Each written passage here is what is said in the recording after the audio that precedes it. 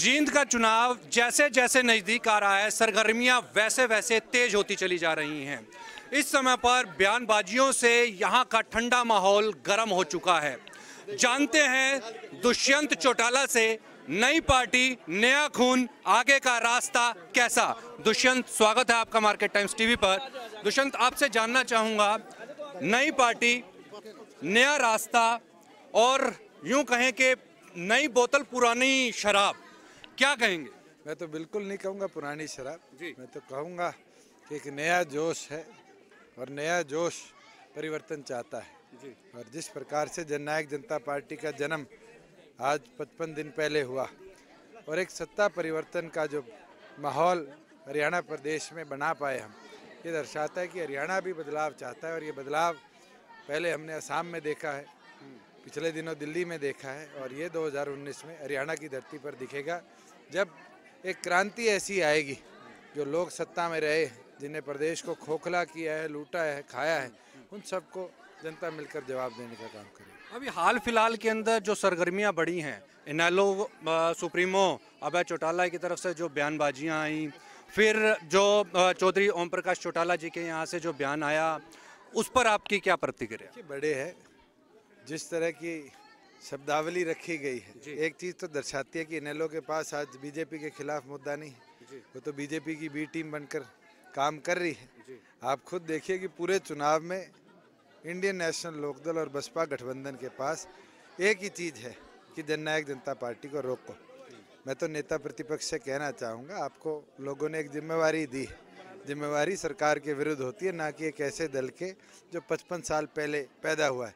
पर ये पूरा वाक्य ये दर्शा देता है कि उनका टारगेट बीजेपी को बाहर करना नहीं है, उनका एक ही टारगेट है कि जननायक जनता पार्टी को कैसे रोका जाए। क्या बढ़ती हुई दुष्यंत की लोकप्रियता जिस तरीके से हरियाणा के अंदर बढ़ी है, और पिछले दिनों भी हमने देखा है लोकप्रियता जैसे जैसे आपकी बढ़ रही थी, वैसे वैसे विवाद भी जो था वो गर्म होता चला जा रहा था, क्या दुष्यंत चौटाला की लोकप्रियता इसके पीछे बड़ा कारण? वो तो जनता बताएगी और मैंडेट जनता ने देना है। जींद की जनता मैंडेट 28 तारीख को देगी और 31 को जब रिजल्ट आएंगे तो आपको पता चल जाएगा कि जननायक जनता पार्टी का अस्तित्व क्या था, हमारा वर्चस्व क्या है, हम किस उम्मीद के साथ इस प्रदेश में आए हैं और क्या परिवर्तन हम लेकर आएंगे। मगर ये चीज़ जो आपने कही कि जनता का प्यार, बिल्कुल प्यार है, इससे कौन इनकार करता है। और जनता का प्यार है कि इन कठिन परिस्थितियों में भी हमारे हौसले इतने बुलंद हैं। ये जनता का प्यार है कि इतने मजबूती के साथ हम संघर्ष कर रहे हैं और एक ऐसा परिवर्तन इस प्रदेश में लाएंगे जो आने वाली पीढ़ियों के लिए एक अच्छा स्वच्छ हरियाणा देकर जाएगा, प्रदेश की दिशा और दशा को बदलेगा। कांग्रेस ने बड़ा दाव खेला है रणदीप सिंह सुरजेवाला को मैदान में उतार के। मैं तो ये बोलूँगा कि सारी कांग्रेस ने मिलकर अपना कांटा काटने का काम किया है, जैसे खुद हुड्डा साहब ने माना था। और आप ये देख लेना, जब 31 को रिजल्ट आएगा तो कांटा किसका कटेगा।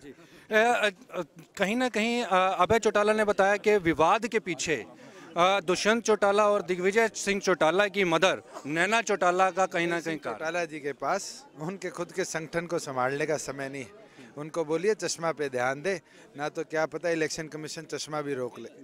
क्या यहाँ पे आपका जो मैंडेट लगातार बढ़ रहा है, क्योंकि ये सेमीफाइनल है हरियाणा के चुनावों का, लोकसभा के लिए और युवाओं के लिए आपने कुछ खास हमने तो कहा है, जिस प्रकार से गुड़गांव जैसे जिले में 17 लाख के आसपास रोजगार हैं, वहाँ पर अगर हरियाणा के 2-2.5 लाख बच्चे नौकरी करते हैं, ये दुखद बात है। और हम तो चाहते हैं कि प्रत्येक प्राइवेट भी सरकारी रोजगार के अंदर हरियाणा के युवाओं के लिए 75% रोजगार आरक्षित हो, कि हमारे बच्चों के हाथ में रोजगार हो, प्रदेश स्वस्थ बने, प्रदेश आगे बढ़े, प्रदेश के अंदर युवाओं को ताकत मिले।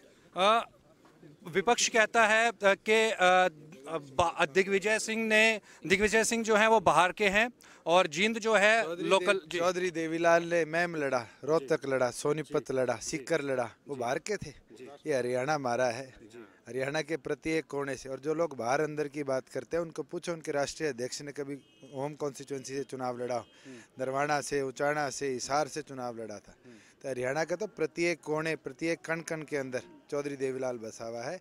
और चौधरी देवीलाल ने ये सिखाया है कि राजनीति के अंदर ये सोच के मत उतरो कि मैंने लीडर बनना है, ये सोचो कि मैंने नेता बनना है, ज़मीन से जुड़ना है। और आप ये मानो कि हम ज़मीन से जुड़कर जींद की धरती से एक नया आगाज़ करेंगे। हरिचंद मिड्डा भी आपकी पार्टी से थे, पुरानी पार्टी इनेलो से थे, लेकिन जिस तरीके की विकास यहाँ पर देखनी चाहिए थी वैसा विकास नहीं हो पाया था। क्या आगे आने वाले जींद का इलेक्शन जीत भी गए लेकिन काम नहीं कर पाए, तो क्या दुष्यंत के पास भी वैसा ही बहाना होगा कि जी राज्य सरकार काम नहीं करने दे रही या केंद्र सरकार? बहाने मारता तो 4.5 साल MP था, क्या मेरी लोकसभा में पासपोर्ट सेवा केंद्र खुलता? क्या हम कोयम्बटूर से साइबराबाद से अपनी कॉन्स्टिट्यूंसी को कनेक्ट करवा पाते? क्या पहला वाईफाई गांव हमारी कॉन्स्टिट्यूंसी में आता? हम काम करने वाले लोग हैं, नियत से काम करते आए हैं, इसलिए हिसार की जनता से आज भी वो लगाव है। हिसार भी जीतेंगे और उससे पहले जींद जीत के दिखाएंगे। अभय चौटाला ने कहा कि पिता को जान का खतरा है, शायद हो सकता है कि वो उन्हें मरवा भी ना दे। दुष्यंत, आखिरी सवाल उन्होंने कहा। तो बोलना चाहता हूँ, किसी ऐसे व्यक्ति के बारे में तो मेरे से सवाल करिए जिनने अपने राजनीतिक करियर के अंदर कुछ कामयाबी पाई हो। वो तो 4.5 साल हो गए बीजेपी की भाषा बोल रहे हैं।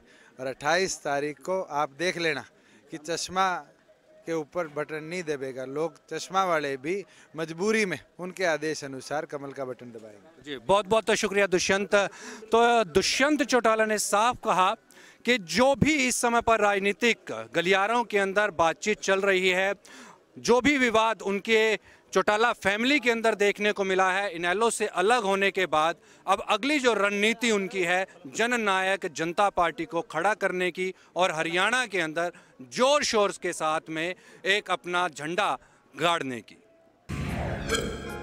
Market times TV mobile apps पर भी मौजूद है। अगर आप एप्पल फोन का इस्तेमाल करते हैं तो ऐप स्टोर से मार्केट टाइम्स टीवी की ऐप को डाउनलोड करें, और अगर आप एंड्रॉइड फोन का प्रयोग करते हैं तो आप गूगल प्ले स्टोर से मार्केट टाइम्स की ऐप को डाउनलोड कर सकते हैं।